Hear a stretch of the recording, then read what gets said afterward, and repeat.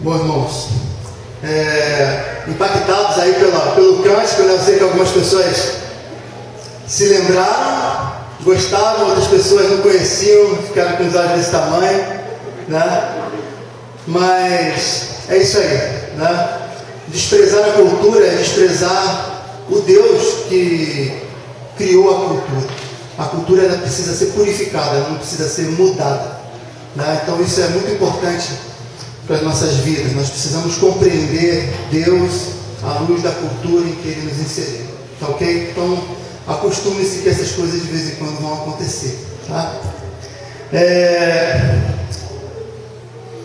Vamos lá, irmãos. Onde nós estamos? Marcos é fácil, né? Marcos capítulo, versículo. Opa, alguém falou aí? 24. Nós vamos até o versículo 37, tá ok? Marcos capítulo 7, versículos 24 até o versículo 37. Diz assim: levantando-se, partiu dali para as terras de Tiro e Sidom. Tendo entrado numa casa, queria que ninguém o soubesse. No entanto, não pôde ocultar-se, porque uma mulher cuja filhinha estava possessa de espírito imundo, tendo ouvido a respeito dele, veio e prostrou-se-lhe aos pés. Esta mulher era grega, de origem ciro-fenícia, e rogava-lhe que expelisse de sua filha o demônio. Mas Jesus lhe disse: deixa primeiro que se fartem os filhos, porque não é bom tomar o pão dos filhos e lançá-los aos cachorrinhos. Ela, porém, lhe respondeu: sim, Senhor, mas os cachorrinhos debaixo da mesa comem das migalhas das crianças. Então lhe disse: por causa dessa palavra, podes ir, o demônio já saiu de tua filha. Voltando-se ela para casa, achou a menina sobre a cama, pois o demônio a deixara. De novo se retirou das terras de Tiro e foi por Sidom até o mar da Galileia, através do território de Decápolis. Então lhe trouxeram um surdo e gago e lhe suplicaram que impusesse as mãos sobre ele. Jesus, tirando-o da multidão à parte, pôs-lhe os dedos nos ouvidos e lhe tocou a língua com saliva. Depois, erguendo os olhos ao céu, suspirou e disse: Efatá, que quer dizer abre-te. Abriram-se-lhe os ouvidos e logo se lhe soltou o empecilho da língua e falava desembaraçadamente, mas lhes ordenou que a ninguém o dissesse. Contudo, quanto mais recomendava, tanto mais eles o divulgavam. Maravilhavam-se sobremaneira, dizendo: tudo ele tem feito esplendidamente bem. Não somente faz ouvir os surdos, como falar os mudos. Bom, irmãos, o Senhor Jesus Cristo, ele sai da região dele. Nós vamos perceber que ele estava próximo de sua casa. O intuito primeiro dessa retirada era se afastar da multidão. Os irmãos se lembram que ele havia multiplicado pães e peixes, né? Esse milagre foi algo grandioso, e o povo seguia. Ele precisava se retirar, ele precisava ter um tempo com os discípulos, ele precisava fazer com que os discípulos aprendessem com tudo aquilo que eles haviam vivenciado, experienciado, todas aquelas maravilhas, aquele partir do pão, que foi impressionante, aquele milagre. Porque os irmãos vão lembrar que os discípulos estavam ainda com o coração meio que endurecido. Os discípulos não tinham compreendido. E os irmãos notem no texto, inclusive, que nós já tratamos dele, que é a segunda multiplicação dos pães, que está no capítulo 8, que é a parte seguinte, o texto seguinte, que a gente nem vai tratar dele, porque a gente já tratou, né? O que demonstra essa segunda multiplicação desses pães é que os discípulos ainda nesse momento estavam com o coração endurecido. A gente começa a perceber que o Senhor Jesus Cristo, ele vendo essas coisas, ele precisava de um tempo com os discípulos dele, mas ele não tinha tempo com os discípulos dele, porque as multidões o seguiam, elas buscavam investigar aonde que ele se encontrava. As multidões queriam estar com ele, porque elas estavam carentes, elas precisavam de serem restauradas, elas precisavam de ser curadas. Muito bem. O Senhor Jesus Cristo, ele sai daquela área e de novo se retira. Na verdade, ele parte dali para a terra de Tiro e Sidom. Tiro e Sidom, eram duas cidades litorâneas que ficavam ao norte do Mar da Galileia. Então, se nós olharmos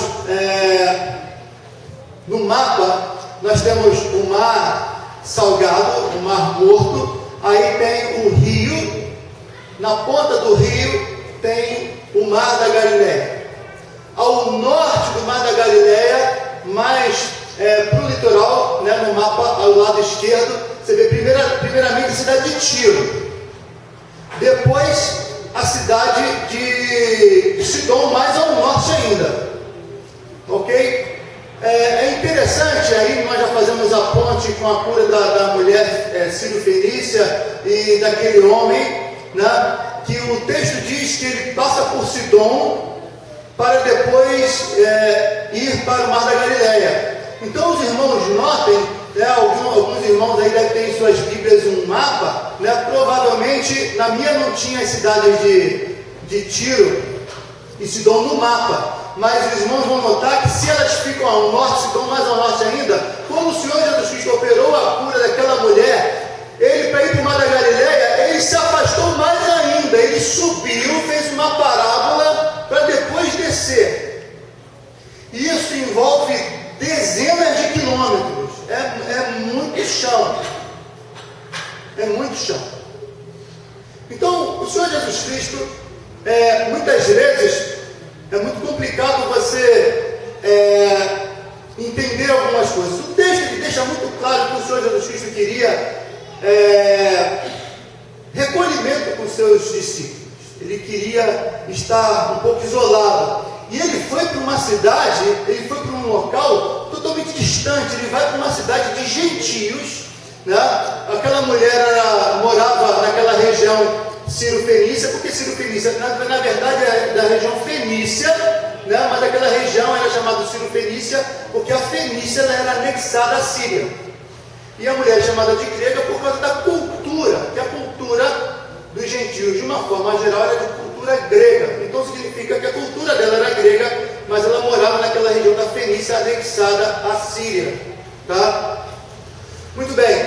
Então, nós percebemos que, não obstante o Senhor Jesus Cristo querer esse acolhimento, ele viaja muito longe da onde ele havia operado o milagre dos pães e dos peixes e dos outros milagres. Ele vai para uma cidade em que os judeus não gostavam.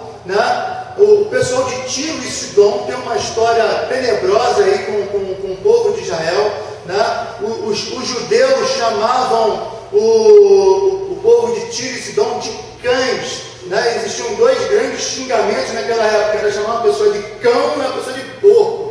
O judeu xingando isso, ele estava xingando a Vera. O negócio era feio. Pois bem, eles chamavam esse povo de cães. Tiro e Sidom estavam localizados, como eu já disse, na Fenícia. Sidom distanciava aproximadamente 32 quilômetros de onde nós chamamos Beirute, no Líbano, capital do Líbano. Tiro era muito famosa na antiguidade, pois os fenícios dominavam o mundo da navegação. Os reis de Tiro no passado haviam feito aliança com Davi e Salomão e que enviaram madeira, a mão de obra especializada para a construção do templo. Alguns pontos importantes de informação aí. Em contrapartida, Salomão enviaria para o rei Irão e seus sucessores mantimentos e cereais que a população de Tiro precisava. As consequências desse acordo foram catastróficas para Israel, pois Etbaal, sucessor de Irão, fez aliança com Israel através do casamento de sua filha Jezabel com o rei Acabe, Jezabel introduziu o culto a Baal entre os israelitas, o que levou à ira divina e desembocou nos cativeiros assírios e babilônios. Então, os irmãos imaginam o que o povo pensava daquele pessoal lá de Tiro e Sidom. Né? Eles eram gentios, de lá era onde eu vi Jezabel, né? A pior de todas. Eles de fato odiavam aquelas pessoas. Aquela mulher chega para o Senhor Jesus Cristo, ela tem uma filha endemoniada. E ela pede, ela clama ao Senhor Jesus, que Ele a cure. Mas o Senhor Jesus Cristo dá uma ilustração. Na verdade, ele usa uma expressão para dizer para ela que ele não tinha vindo ali para pregar aos gentios, apesar de ele estar numa cidade gentil. Porque não é bom tirar o alimento dos filhos. Os filhos é o povo de Israel, filhos porque é o primeiro povo com quem Deus fez o pacto, tá ok? Então os filhos de Israel, tirar dos filhos e dar aos cachorrinhos. É claro que cachorrinho está se referindo aos animais domésticos que ficavam dentro de casa muitas vezes, as pessoas estavam comendo, eles vinham, né, e se alimentavam, né, das migalhas dos pães que caíam por debaixo da mesa. Mas se os irmãos fizeram uma conexão, né, daquele xingamento que os judeus adoravam chamar o pessoal de Tiro e Sidom, com essa ilustração, a coisa não ficou muito bonita. E se os irmãos notarem no outro evangelho, se não me engano, é Mateus, ele não vai falar os cachorrinhos, vai falar os cães. O Senhor Jesus Cristo, ele usa dessa expressão, que a meu ver é uma expressão muito forte, né?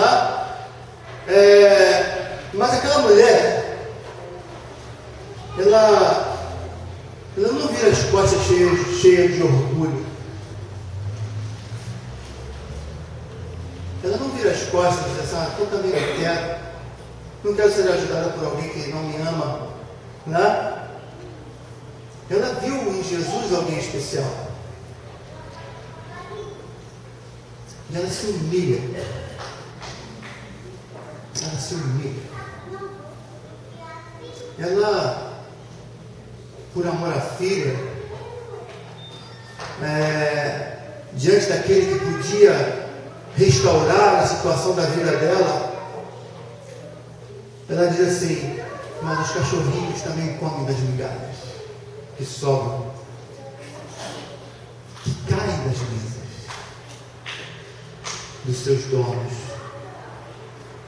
Veja, se nós atentarmos para o contexto histórico, essa frase por parte dessa mulher é algo muito intenso, é algo muito forte, é reconhecer-se inferior. Ela não apenas se reconhecer inferior a Jesus que estava diante dela, mas ela como uma pessoa fenícia, ela se reconhece inferior aos próprios judeus. A palavra dela foi fortíssima. A humildade dela impressionava. E foi por sua palavra, diz o Senhor Jesus, por sua palavra, a sua filha está liberta.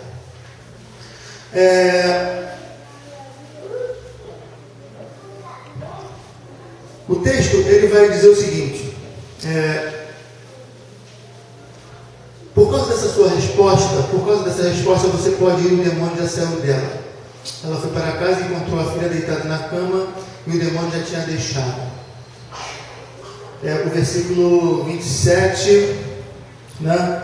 E o versículo 28 e 29. Quando nós olhamos para esse texto, a palavra grega utilizada aí nessa frase, ela está numa conjugação que ela pressupõe uma ação definitiva, né?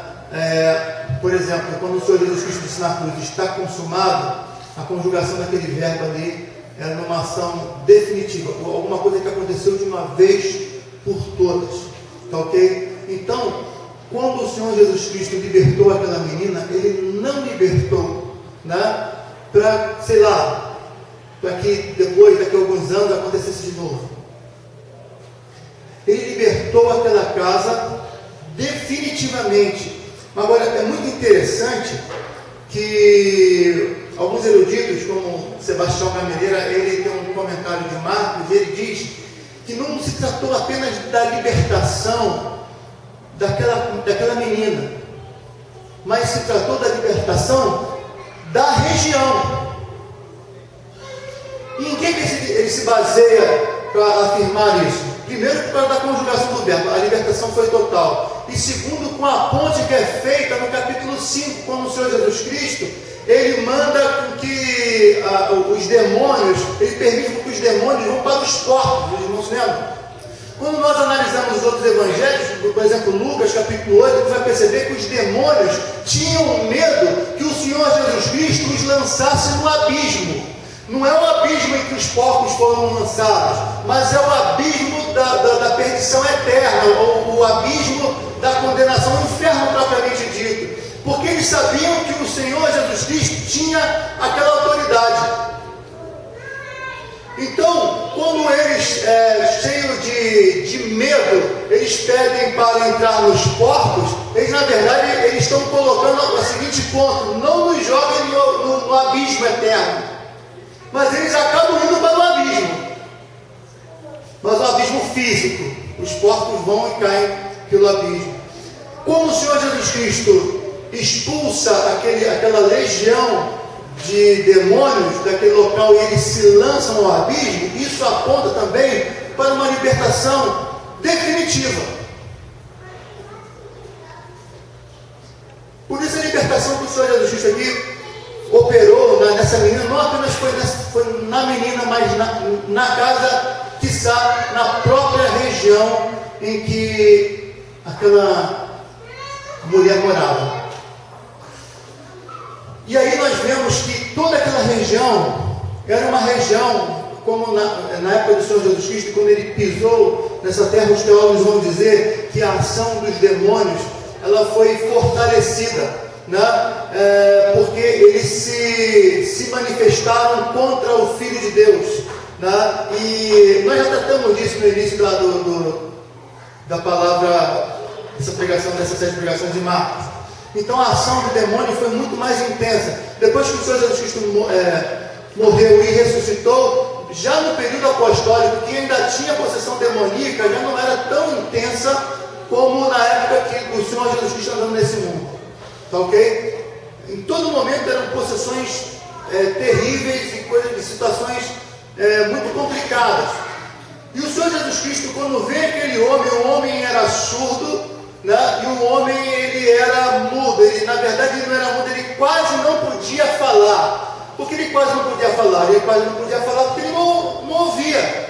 Ele nunca conseguiu ouvir alguém falando. É porque ouvindo as pessoas falando que a gente aprende. Então, normalmente, quem é surdo tem problema para falar, né? E uma pessoa que é surda e é muda, ela tem, as pessoas dizem, não, ser cego é pior.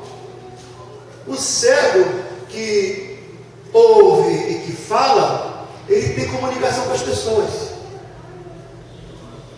Ele tem o senso e a percepção das coisas que estão acontecendo ao redor dele, e ele consegue exercer contato com as pessoas. Mas a pessoa que é surda, se ela estiver prestando atenção em alguma coisa, as coisas vão acontecer ao redor dela e ela não vai perceber. E se ela necessitar de alguma coisa, ela não vai conseguir se expressar. Uma pessoa que é surda e muda, ela é uma pessoa essencialmente solitária. E é curioso como é que o Senhor Jesus Cristo, ao curar aquele homem, veja que ele vai mais ao norte ainda, ele vai para a cidade de Sidom, ele passa pela cidade de Sidom para depois descer, para ir para o mar da Galileia novamente pegar o barco. Ele pega aquele homem e ele tira aquele homem do local onde ele está e coloca em separado e cuida dele separadamente. Ele dá uma atenção especial àquele homem. que, diferentemente de muitos outros milagres que o Senhor Jesus Cristo operou, ele aqui ele faz alguns gestos, ele toca no ouvido daquela pessoa, ele toca nos lábios. O texto ele é muito interessante, e diz assim, versículo 33, depois de levá-lo à parte, longe da multidão, Jesus colocou os dedos nos ouvidos dele, em seguida cuspiu e tocou na língua do homem. Então voltou os olhos para os céus e com um profundo suspiro disse, Efatá. Alguns teólogos vão apontar esse suspiro, como alguém que estava passando naquele momento de oração por uma forte tensão. É como se estivesse ocorrendo uma forte batalha ali naquele momento, dado a ação do inimigo naquela região, que já é outra região, não é mais aquela região da mulher, que estava em Tiro, mas já está depois de Sidom. Esse suspiro aponta para uma luta, mas o curioso não é propriamente a luta em si, mas os gestos. Ele toca num homem em que aqueles discípulos que estavam com ele, que o coração deles ainda estava endurecido e não podiam compreender, estavam dizendo assim, um judeu não faz isso, um judeu não toca no gentio, um judeu não toca onde a pessoa está doente, um judeu não toca na língua, nos lábios de ninguém, um judeu não faz isso, ele está impuro. No entanto, nós vamos perceber que o evangelista Marcos, ele coloca esse texto logo depois daquela querela do Senhor Jesus Cristo com os fariseus e com os escribas, porque os escribas achavam que eles estavam descumprindo uma tradição, mas os próprios escribas descumpriam o mandamento de Deus. E o Senhor Jesus Cristo está dizendo o seguinte, olha, para os discípulos, aquilo que eu ensinei, aquilo que eu falei com os escribas, aquilo eu estou colocando em prática. E aí, nisso tudo, na ação de Jesus Cristo, a gente começa a aprender algumas coisas, tanto na ação dele com aquela mulher, quanto na ação com aquele homem, alguns pontos juntos. Primeiramente, a necessidade que nós temos de sermos coerentes com aquilo que nós pregamos, com aquilo que nós ensinamos. Nós precisamos sim sermos coerentes. Se eu prego o amor ao próximo, eu tenho que viver o amor ao próximo.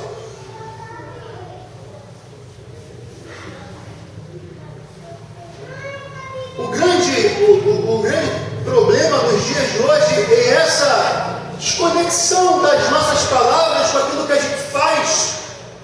Nós não achamos mais necessário esse tipo de coisa.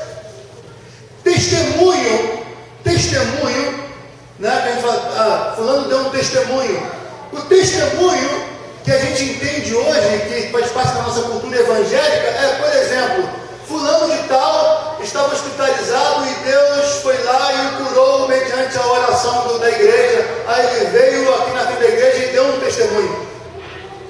Fulano passou pela rua e um carro passou triscando por ele, quase o atropela. Aí conta na igreja que houve uma libertação, ou então uma pessoa que ia assaltá-lo, alguma coisa aconteceu, algum impedimento, Deus foi lá, e impediu o assalto, e a gente conta o testemunho.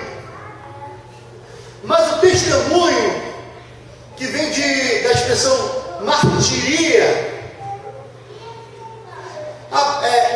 diz respeito às nossas ações em boas obras para glorificar a Deus. Não é propriamente aquilo que Deus fez para nós, mas o que Deus fez através de nós para a sociedade. Porque ser testemunha é você dizer que viu alguma coisa. Ser testemunha é você dizer que você conhece alguém.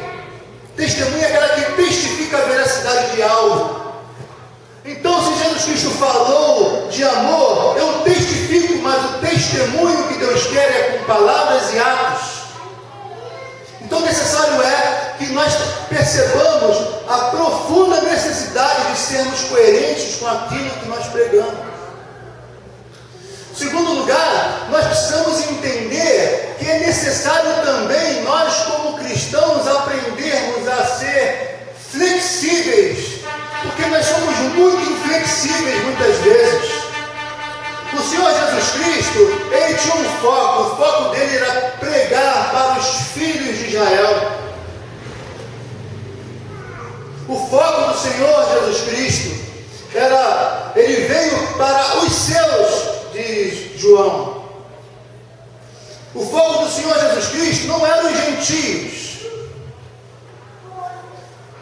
Nos planos de Jesus estavam os gentios, sim, mas mais lá para frente, através dos seus apóstolos. Não estava nos planos de Jesus, na ação de Jesus, naquele momento, enquanto ele andou aqui, e o texto fala isso claramente. Não é bom tirar dos filhos e dar aos cachorrinhos.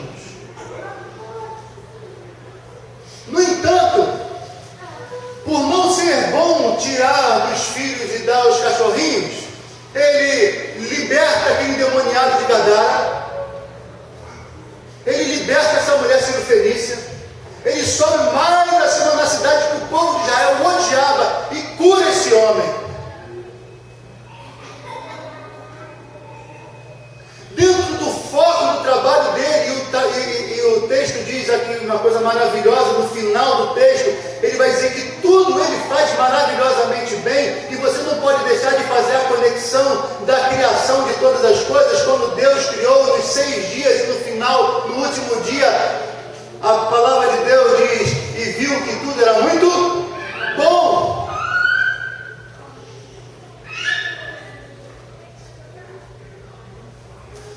Cristo não mudou o foco.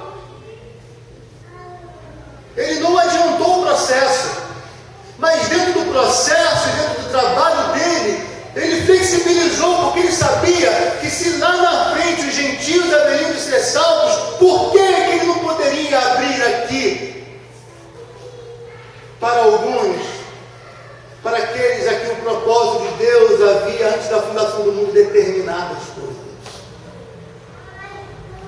E eu não consigo entender também, muitas vezes, e a minha dificuldade de ver esses passeios que o Senhor Jesus Cristo dá aqui, alguém dá quase 100 quilômetros, alguns vão dizer 160 quilômetros de todo esse percurso que ele fez, só para fugir da multidão.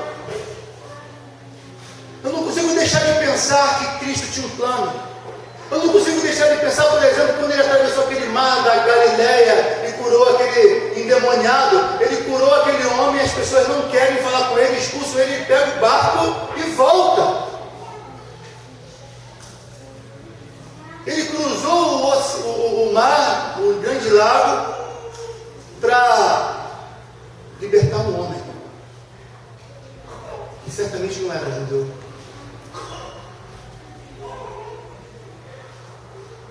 Que não estava dentro do foco do plano de ação dele. Nós enrijecemos muito, nós endurecemos muito nas nossas ações, no nosso ministério. Nós não negociamos muitas vezes, nós não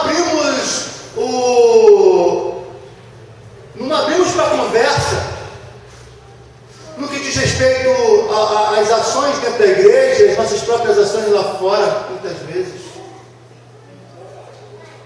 Porque você, muitas vezes, flexibilizar num ponto não significa que você está sendo relapso na sua obra, no seu trabalho, mas significa que o seu coração está aberto para amar. E isso é muito importante. Isso é muito importante.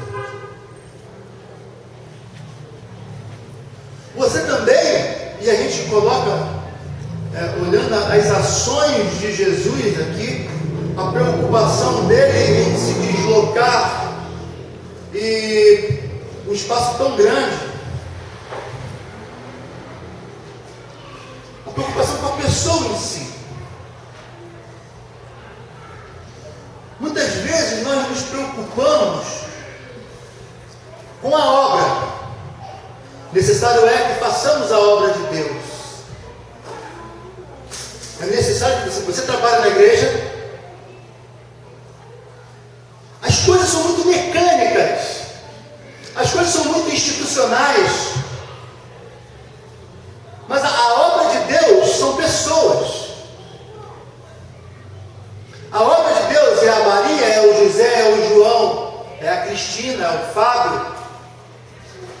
Eis a obra de Deus. A obra de Deus são as pessoas. É o Joaquim, que tem problema de paralisia. É esse homem que era surdo. É a obra de Deus.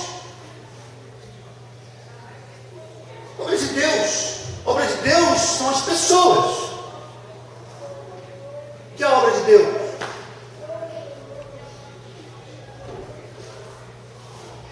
Mas o coração que é enrijecido, que é inflexível, eu preciso fazer a obra de Deus, eu preciso passar por ali, eu preciso evangelizar aquele grupo ali, nem que eu tenha que pisar na cabeça de 2, 3 que estão aqui.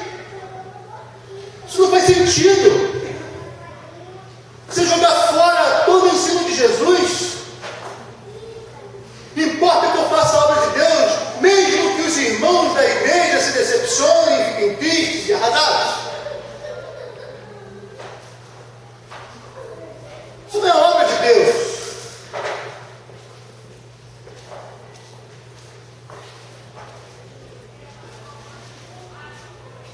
Nós somos muitas vezes muito duros, mas o Senhor Jesus Cristo,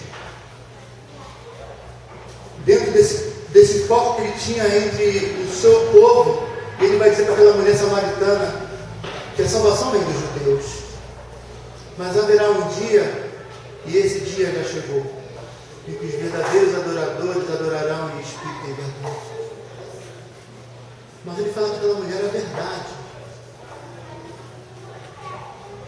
porque ela não obstante ser uma mulher pecadora, ela era religiosamente inflexível. A gente adora aqui, no Monte Gerizim.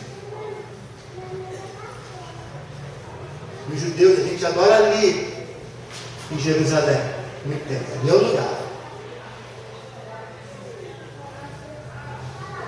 E é hora de a gente começar a perceber que a obra de Deus não foi salvar paredes, salvar organizações, mas salvar um povo. Um povo salvo proporciona organizações ordeiras. Um povo salvo proporciona uma obra bem feita. Um povo que ama. Um povo que foca no seu trabalho, mas flexibiliza por causa do amor. Um povo que sabe o que tem que fazer, mas não vai pisar nas pessoas por causa daquilo que tem que fazer. Isso é muito importante. Muito importante. Um povo que se preocupa com o todo, mas se preocupa com o indivíduo. Um povo que não pensa, nós temos 100, 200, mas nós temos o Eduardo, nós temos o Marco, nós temos a Suzana, nós temos esses nós temos. Eles não são um número. Sabe por quê? No livro da vida vai estar escrito o nome ou o seu CPF. O nome. Deus que te conhece pelo nome.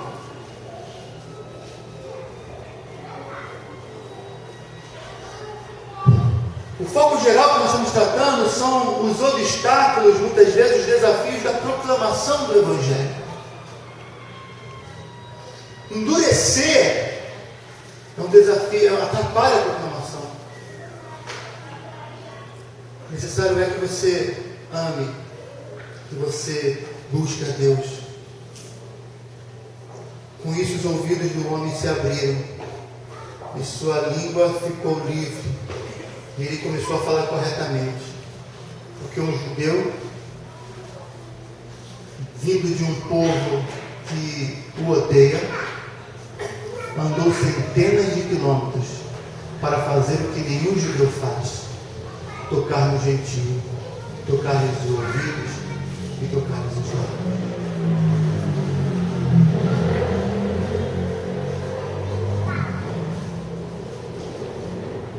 Contudo, Jesus ordenou que não contasse a ninguém, mas contudo o povo, quanto mais eles proibia, mais eles falavam. O povo ficava simplesmente maravilhado e dizia: Ele faz tudo muito bem. Faz até o surdo ouvir e o mundo falar. Queridos irmãos, que sejamos seguidores de Jesus. Nós possamos, à luz desse texto, enfrentar esse grande desafio, que é o desafio do amor, de manter o foco, mas de sermos flexíveis. Isso é fundamental. Que Deus assim nos abençoe, que Deus nos ensine e aplique em nossos corações os ensinos da sua palavra. Vamos orar. Pai, te louvamos, Senhor, porque Tu és um Deus vivo e verdadeiro. Pai, nós clamamos, Senhor, que estejas conosco, Senhor, nos ensinando, Senhor, colocando em nossas vidas e corações, Senhor, atitudes verdadeiramente cristãs, Senhor, que nós sejamos coerentes com aquilo que nós pregamos, que nós possamos vivenciar, Senhor, a Tua palavra no dia a dia. Ó Deus, que nós possamos ser imitadores de Cristo. Ó Deus, Teu Santo Filho. Ó Deus, nós clamamos, Senhor, que abençoe cada um que trouxestes aqui, Senhor. Ensina-nos, Senhor, que cada um aqui, Senhor, sinta o desejo ardente no seu coração de estar envolvido na sua obra, mas sabedores que a sua obra envolve pessoas. Pessoas que precisam ser curadas, que precisam ser tratadas, pessoas que precisam ser alcançadas. Mostra-nos, Senhor, para que nós possamos agir assim. Nós clamamos, ó Pai, em nome de Jesus. Amém. A palavra está com o diácono.